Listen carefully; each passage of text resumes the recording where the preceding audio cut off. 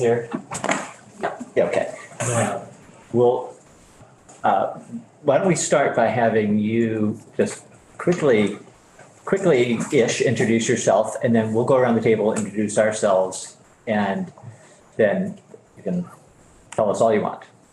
Hey, that sounds great. Thank you for having me. My name is Brian Lowe. I'm the Executive Director at the Vermont Council on Rural Development, and we are a long supporter as an organization of the Working Lands Enterprise Initiative, which is what I'm here to speak about today. Yeah, good, thank you.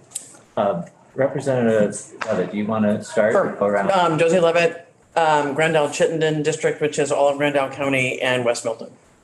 Nice to see you. Mike Rice, I represent the Bennington-Rutland District. It's Dorset, Danby, Landgrove, Mount Tabor, and Peru. That is a drive. I'm Esme Cole. I represent Windsor 6, which is Hartford. Hartford. Right. Nice to meet you. Hi, Heather Supranat, Vice Chair. I represent Windsor 4, which is Barnard, Pomfret, and Bridgewater. And David Durfee, we've spoken a little bit, represent Shaftesbury, Glastonbury, and Sunderland down in Bennington County. Rodney Graham, I represent Orange 3, which is Williamstown and Chelsea. Very nice to see you. Jed Lipsky, Lamoille District 1, Stowe. Nice to see you, Jed. See you. Charles Wilson, Caledonia 3, which is Linden, Sheffield, Wheelock, Sutton, and Newark. I know very well. Nice to Glad see to you. meet you. David Templeman, Orleans 3, Barton, Brownington, and Westmore. I got made fun of for Wasn't there a village? fingers. Very primitive. And Committee.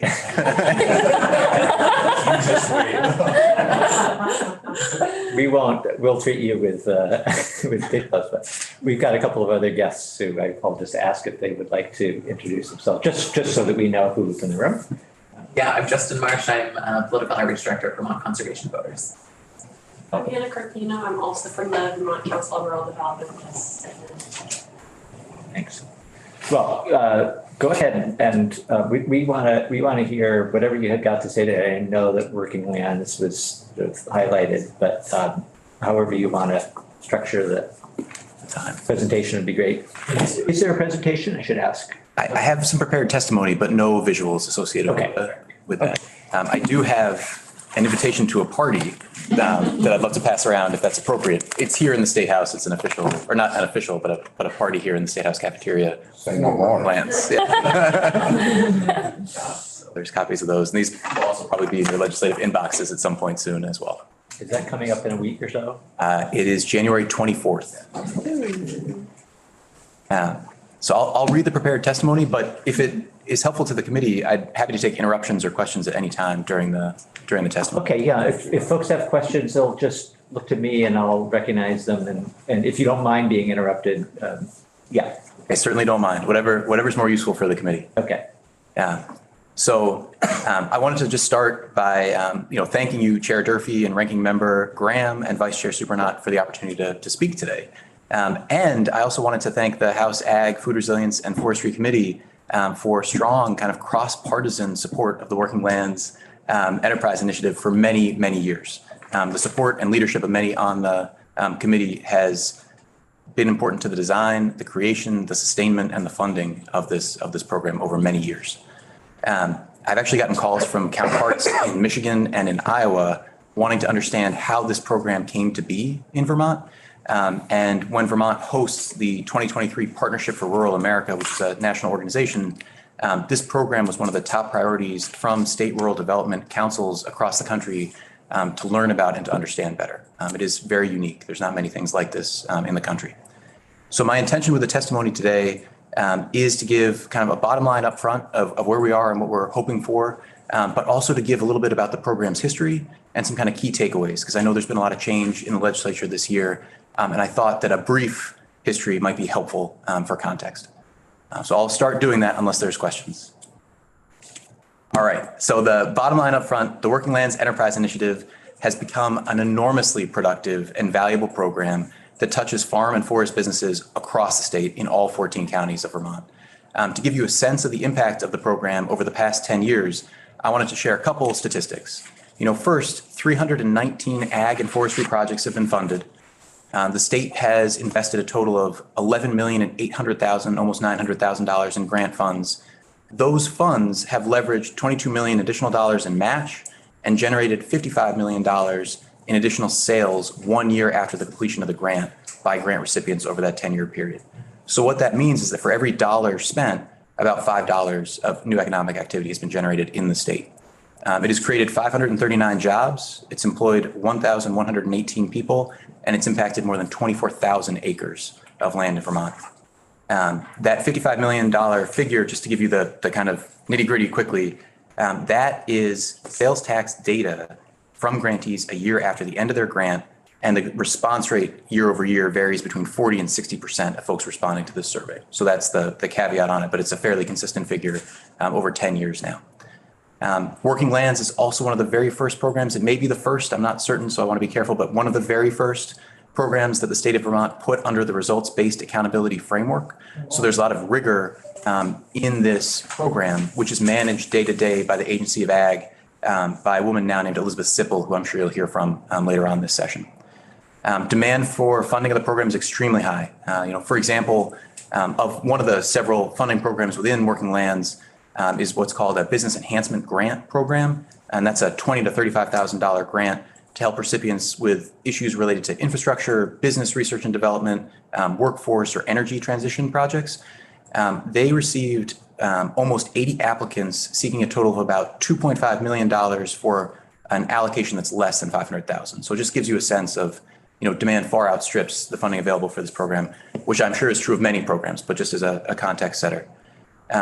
Recognizing the kind of ongoing need and the sustained demand for the program, last year the governor increased the base funding of the program to $1 million a year, and the legislature actually added an additional $2 million through the Budget Adjustment Act last year to increase the amount of funds available.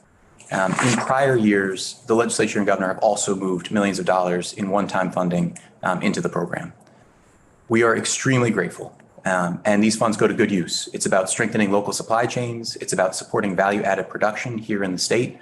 It's about creating new jobs, and it's about supporting rural businesses and communities and sustaining farm and forest businesses that are working extraordinarily hard under really difficult business circumstances. The challenge with one-time funding is that it's really unpredictable. And so if you are, particularly if you're a forestry business, thinking about a larger grant with a very involved grant application, if the funding pool is volatile year over year, you may not want to jump in and put in the time to invest in completing that grant application, right? And so while the program is currently oversubscribed, we suspect that we would see more and different applicants if there was a more stable base funding for this kind of empirically valuable program. And as a result, I'm really getting to the bottom line here, sorry. The Working Lands Coalition, which represents 16 different major organizations across Vermont dedicated to the working lands, has decided to focus its advocacy this year on expanding that base budget for the program to make it more predictable for future grantees. The Working Lands Coalition, of which VCRD is a member and often staffs and helps with some of the basic support, is advocating for an increase in the base funding to $5 million annually from the current $1 million base allocation. So that's the bottom line up front. We're hoping that you'll consider increasing the base funding for this hugely valuable, demonstrably useful program that supports farm and forest businesses in every county with a $5 million base funding allocation. I do want to briefly share some of the history of the program, but I also want to make sure if there are questions that I'm pausing to hear those questions. Go ahead, Dave. I'm just wondering if there are any examples of some of the projects that have been most successful you can share with us. I'm thinking close to Brownington. So Jasper Hill Creamery, which I know it's not Brownington, but it's fairly close in Greensboro. That is a program, or that is a company, an organization that I think now sources milk from maybe 13 different farms and has created a kind of remarkable market of kind of high-end cheese that's sold all over the state and beyond, and helps sustain those farms in that area. And that organization has received a number of grants over the years to help sustain its operations or grow its operations. So I'd say that's a good example. I mean, there are many others across the state, 319, and I can't name them all, but there are a lot across the state. Yeah, and that's one near Brownington. Yeah. Okay, I'll keep going. Let's see. So I'm going to share some of the history and then conclude with a couple kind of key takeaways. And I do want to remind folks about the party at the end as well. So the Working Lands Enterprise Initiative, figure it's my first time coming to the committee. I better come with a party invitation. An invitation with a cow on it. I mean, of course. So the Working Lands Enterprise Initiative started with a major statewide effort led by VCRD and many others through what was called the Council on the Future of Vermont. And this goes back to 2007. So I'm jumping back in time quite a bit. That 2-year effort, 2007 to 2009, engaged hundreds of Vermonters around the state in dialogue about the state's past and present, what people wanted to see, what people needed, particularly in smaller communities. And a major finding of that report was that 97% of Vermonters found enormous value in the working landscape of the state, 97% of those interviewed. Not just because of its importance to the state's economy or because of its importance to tourism, but because the landscape represents so much of what Vermonters love about the state and love about our communities, and also the commitment of generations of people to businesses making a living off the land in our communities. So that love and respect for working lands was matched then and now by really significant challenges facing farm and forest businesses. And so the extensive effort of that council led to the creation of what was known as the Working Lands Partnership, an entity that, its job was to focus on the question of what could be done to make working lands enterprises more sustainable. That partnership, which is hundreds strong, had the leadership that produced an action plan of thoughtful strategies for investing in farm and forest future. And it was through that plan, released in September of 2011 by legislative leaders, some who've left and returned, I think, Will Stevens, Tess Taylor, Carolyn Brannigan, and Molly Burke, representing Democrats, Republicans, Independents, and Progressives in the legislature, that led to the signing of Act 142, called an act relating to preserving Vermont's working landscape, which is kind of a poetic act if you read the text too, which created the Working Lands Enterprise Fund and the board that oversees it. And I want to emphasize a couple important elements about that process. The first element was time. 2007, this process begins. 2011, the act is put in place. Hundreds of people contributed to this. It was a really thoughtful effort to think about what could actually be useful to farm and forest businesses across the state. The second element of this was the people, really going out and listening to what people have to say, both in the legislature and beyond the legislature.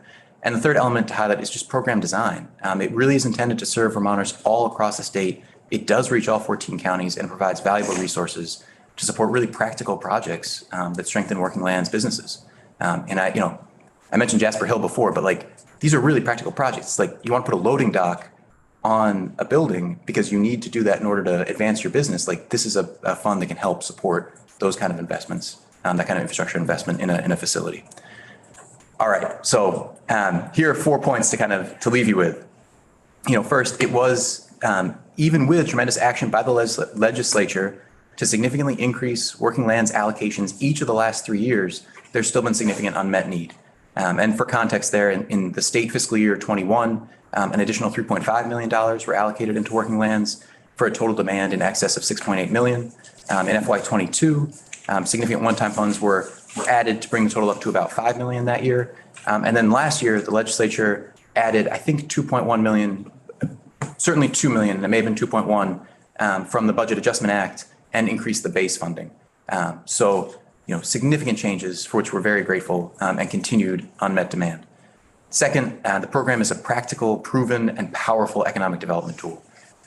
More than 300 farm and forest businesses have been impacted all over the state, more jobs, stronger supply chain, creation of production infrastructure locally, and Vermont companies better able to access new markets and create value-added products here in Vermont. Third, the program has significant long-term value to the state. We're coming out of a pandemic that underscored the value of sustainable food systems and underscored the risk to supply chains that we face. So significant investments in this area are not wasted investments as we think about the future. And then fourth and last, a reminder about the party. It's to celebrate 10 years of the work. And the other promise about the party is that by popular demand, the speaking program at this party may be the shortest in State House history.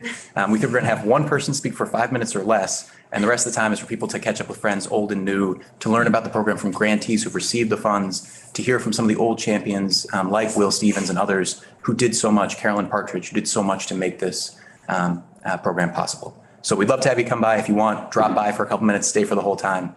And thank you very much for your time. Thank you. Thank you. Well, thank you for that background. And I think we've probably heard everything we need to know about the party. Other questions people might have? Representative Lettish. What about Grand Isle County? Can you speak to any projects that have been done up there? I know there are projects there, but I don't know the specifics, but I can follow up with you by email. That'd be great. Thank you. Representative Rice? Is there any mechanism for ensuring equity and distribution of, making sure those funds? projects are spread throughout the state? I think yes, but here's where I want to be careful. There's a board called the Working Lands Enterprise Board that makes those decisions. Yeah. And has representatives from across the state and also from different state agencies who do think a lot about these equity questions. And I think it's actually in their governance document, but I'm not in those rooms and I don't make those decisions. So I should be careful and defer to them on that question. Thanks. Yes. As long as we're being territorial. Brian, are you aware of any specific projects in Lamoille or the southern portion of Lamoille County? The southern portion of Lamoille County. Just Stowe.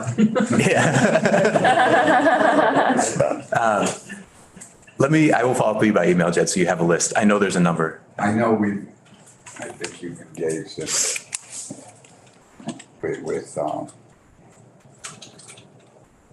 possibly in some farm projects on Nebraska Valley. It's important for my constituents. I'm advocating for something to know. I'm wondering if there might be somewhere a published list of projects. Yeah. My question was, is there a map to spare you from There is a map. Each year they produce a map and then there's a list that lists all the programs. So I can find those resources and send them to the committee. Way to the committee. Yes. I could just say that VCRD came to our community in Brownington and helped us organize task forces, which I chaired one of, and it brought me here, in fact. So VCRD delivered me to this spot.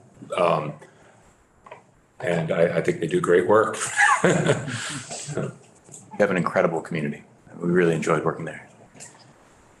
You mentioned, I think, so this is a question about demand for the grants.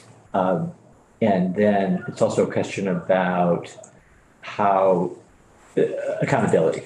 And I think you talked a little bit about that. Can you just say a little more or repeat what you said just so that I'm clear anyway? No, so there are 5 different grant programs, at least 5, within the Working Lands Enterprise Initiative.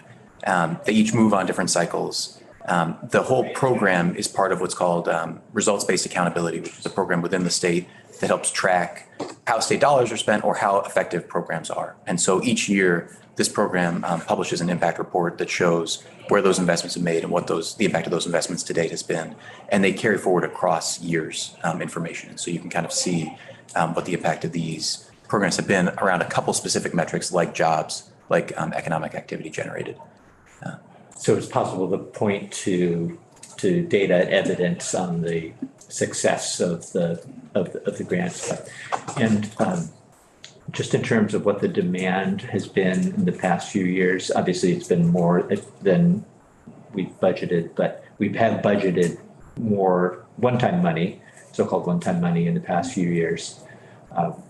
What are those? How does that number compare with what we budgeted? So for the last year, it's a 2-part answer. If you look at your last fiscal year or the last state fiscal year, because of the added money from the Budget Adjustment Act, which impacted last year, or in this case, FY22, a total of about $7 million were allocated in that budget year for different programs. The demand outstripped that total amount. And what I've heard members of the WeLab board say publicly is, I think they had something like $11 million worth of projects that year. Of that, they wanted to fund something like 8 million, right? So there's even if you look at kind of very competitive projects, those still outstrip the funding demand, even at that $7 million level. Gotcha. So demand loosely described may include some projects that the board isn't as excited about, but even looking at just the ones that seem highly qualified, yeah, good. And that would be I think I should defer to the WeLab board on the specifics there, and that they're the ones who see those applications and make those decisions, but I've heard them say that publicly. Representative Supranat. Thank you. While we're on the piece of grants and speaking to equity as well, do you require a matching fund amount from any of the folks who are applying for the grants? Some programs do require a match. It can be a one-to-one match in some cases. Okay, great, thank you.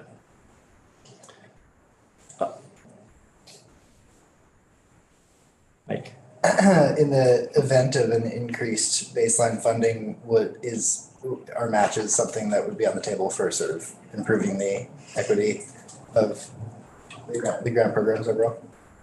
I feel like I'm in a tricky spot in that in this specific moment, I'm an advocate for the program, but I don't actually manage or administer the program. And so I feel like that would be a question either for the WeLab board or the Agency of Agriculture representatives who could give you a sense of whether or not that's what they would do with the funding. And obviously would defer to you on how you write the language of what they can do with the funding. Is there an idea of sort of generally what they would like? Are the funds sort of, we need more for grants and so we want more and go to grants, or are there other ideas about where? I know that equity is a concern that board has been focused on the last couple of years, both in terms of grant access and kind of making sure that different organizations which may not have a ton of internal capacity are able to access those funds, which speaks to grant match, but also potentially application process. They're also thinking about who is receiving those funds and thinking about a number of different characteristics about, who actually has access to land, right? So they've been doing a lot of thinking about that. But I don't know the kind of inner workings there.